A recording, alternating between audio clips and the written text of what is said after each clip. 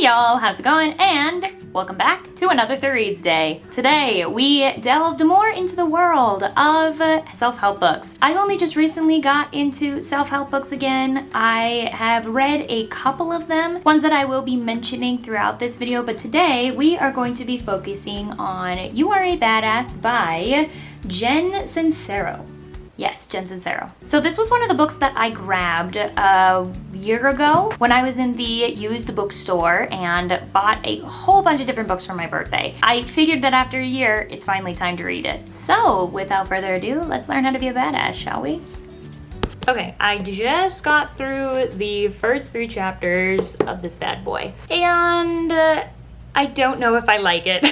I don't know why, but I always feel so guilty and so bad whenever I don't like a book, especially if it's well loved. But here are a couple of things that I will point out. 3 points to be exact. 1, something that I have realized is a pretty staple process for introducing a self-help book is that they nail the theme of the book and kind of the voice that the book is going to have really strong in the very beginning. So the only other self-help book that I have read is The Subtle Art of Not Giving an F. I did read that one all the way through. It's been a few years though, so I would love to reread it, especially since after reading another self-help book. Okay, so for this guy, You Are a Badass. It's written by Jen Sincero, and I guess I would compare the way that she is talking to us, the reader, is similar to the extra quirky girlfriend. Extra quirky friend that says things like, oh Lord, spelled L-A-W-D. That's how she spells it in the book. So it's a very silly tone. And here's the thing, I'm all for a good time, okay? But when I'm trying to read a book about bettering myself, I don't know if that is the genre or the voice that I am anticipating here, nor want to hear. I don't know, it just kind of seemed to be laid on pretty thick too. But with that being said, she does give a lot of good pointers. Oh, something that I actually do like, and I like how they described it in the back. Jen Sincero serves up 27 bite-sized chapters full of hilariously inspiring stories, sage advice, easy exercises, yada yada. So there are 27 chapters in this, and the chapters are super short. I know that I have mentioned this before in a couple of my other videos, but I do really love and appreciate short chapters. And there aren't too many of them. I mean, 27 is not too big of a book, so it's an easy read. And something that I think I wish that she did more throughout the book is actually give more exercises. And that kind of sounds strange, but at the end of chapter 2, I actually wrote down something for the exercise that she wrote down. And I feel like because she had an exercise at the end that we could kind of do some self-reflection, it packed a little bit more of a punch. In this situation, it's talking about your subconscious and how your subconscious actually controls a lot more of what you do rather than your conscious brain, which definitely makes sense. I mean, I've never really described it that way before. No one's described it to me that way before, but it's kind of like in therapy. Oh my goodness. It's kind of like in therapy when you understand you went through a tough situation and you can say out loud, yeah, that situation sucked, but emotionally you still haven't like healed or gotten over it yet. Does that make sense? Anybody else also been to therapy? I hope so.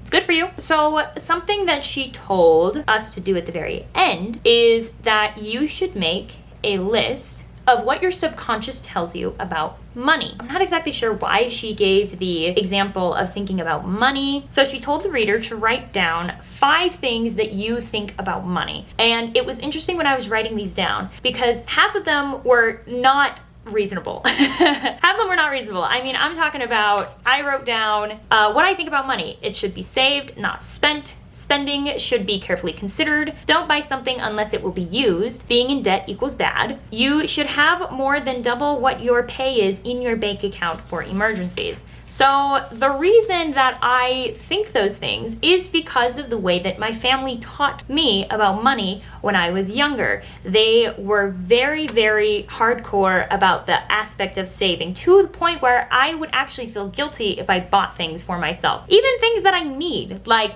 shampoo and conditioner, like very basic beauty products. I think it just kind of got into a place in my brain where I overthought it. So even though I understand now in my adult brain, in my adult, experience, that these things aren't reasonable. These are still things that my subconscious is hanging on to, and I need to let my subconscious unravel and let go of that. And I have made a lot of steps to not do that. So that's the only exercise we've run into though. And I think that if you are going to make a self-help book, you need to give some sort of like, I guess, direction and anecdote. And I think exercises are a great way to do that. So I'm crossing my fingers that there will be more throughout this book and that there will be an abundance of them, not just like here and there every other chapter, because I feel like then I actually will be able to make a plan about how to become a badass. And I also don't really understand why it says you are a badass, because I don't I don't feel like a badass yet. I mean, I'm only in 3 chapters, so I get it. Like, I gotta read all 27 of them. I'm only a 9th of the way through. But it's not the best. It's not the best intro that I have ever seen for a self-help book. I would give it a solid 5 out of 10 stars. It's very mid. There are some good nuggets in there, some perks about it. Overall, not my favorite. But we will continue reading on, and I will catch up with you when I get a third of the way through. All right, we've made it to the halfway point with this self-help book, and I'm gonna be honest, not much has changed. Not much has changed between a third of the way through to halfway through, and that's disappointing because I wasn't really enjoying a third of the way through. So the thing that I feel like this book keeps on doing is that it basically says the same exact thing in every page. You're awesome, you can do it, just believe in yourself. And that's it. And I get that in many cases it works for people. It definitely doesn't work for a lot of people. Like, I feel like if this is gonna sound so awful, but it's true. I feel like if I was in a worse mental state, I would enjoy this book. But also, at the same time, not. Because since the main mantra of the whole entire book is that just do it. Like, that's literally all she's saying over and over again in different ways, is just do it. You hate your job? Just start a business with nothing to back you up. You hate yourself? Just know that you are already awesome.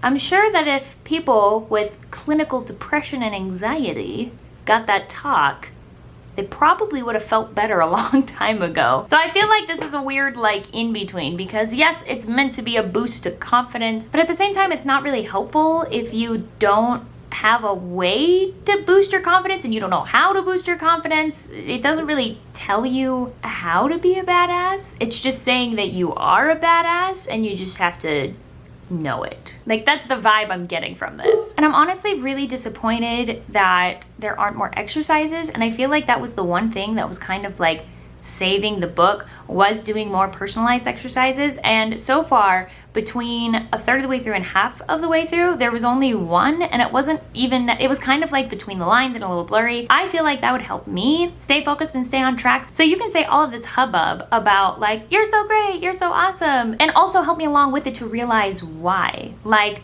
write 5 things down that you like about your stuff, and write 5 things down that you don't like about yourself.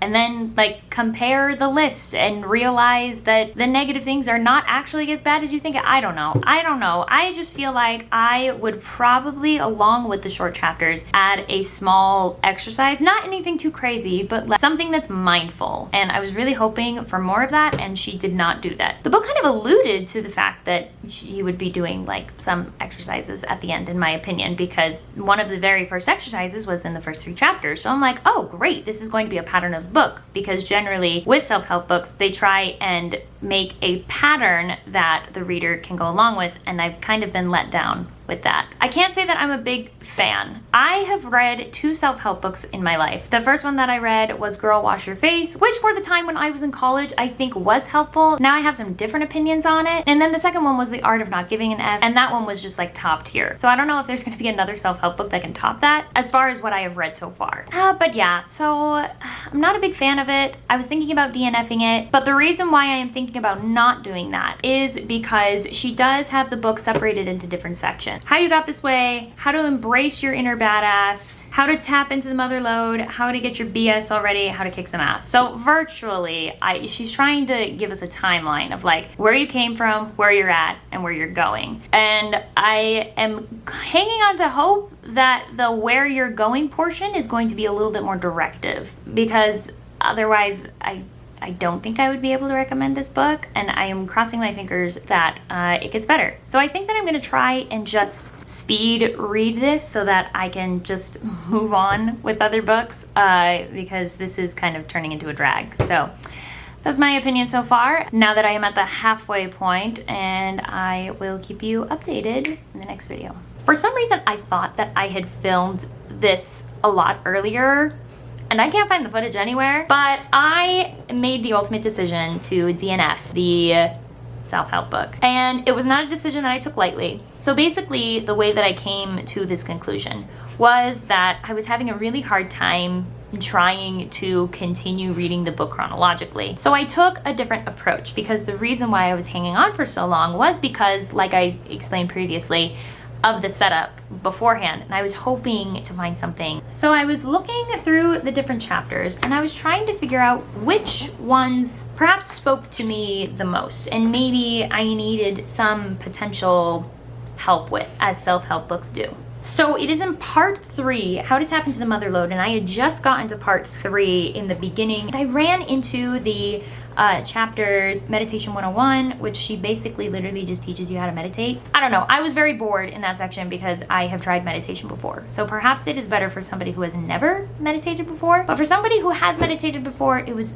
quite dry. So one of the sections, one of the chapters within that chapter 3 section, because I was just genuinely getting bored, was called Forgive or Fester.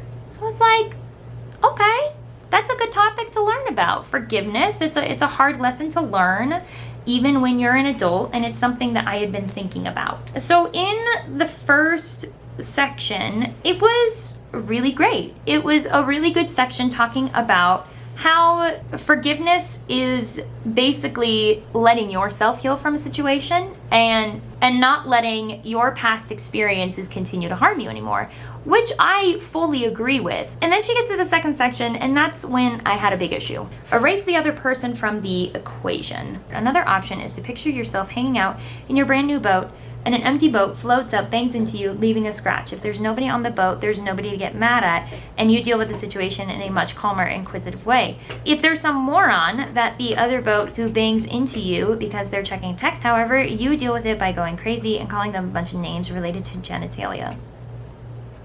This is such a weird sentence. She has so many weird sentences in here where I'm like, girl, why'd you write that? Why'd you have to make it weird? When someone does something awful to you, take that person out of the equation so you can open yourself up to have a more pleasant and productive reaction in life. It's not about them anyway, it's about you. How was I involved? Why did I attract this to myself? How can I grow from this? How can I find compassion for everyone involved? And that's where I had some issues. Okay, here's the issue. Number 1, it completely invalidates reasonable reasons why you would feel upset at someone. It's strange because she's taking this concept of forgiveness and changing it into reactions and anger. And I have come to learn, being ashamed of the angry parts of myself, that the angry parts of myself are actually just trying to protect me. They may not do it in the best way, but in the end, the angry part of myself is not a bad part of myself. It is a good part of myself that helps me understand when I am being taken advantage of, when I am not being treated as I should be. And I felt like that section, especially when she was saying the questions about, oh, ask yourself how you got involved. How did you do that? Like, major gaslighting. Like, all of a sudden it's my fault. The amount of times that I have thought that it was on me when it actually wasn't on me far outweighs a lot of the times that I actually needed to apologize for, because I'm a decent person. I don't feel like I'm even like a spectacular great person. I just feel like I'm a decent person where, for the most part, I need to think about perhaps what I did wrong. And I did that so much to the point that it was like so self-inflicting. And I wasn't giving myself the credit that I deserved from those situations. And I also feel like there was a complete lack of boundaries in that section, and I don't really care if she talks about it later, because she set up that first section that you are meant to read before any of the other sections about how you should think about like how it was your fault and not the other person's, which is like, I get what she's trying to say, but she did it in like the worst way possible.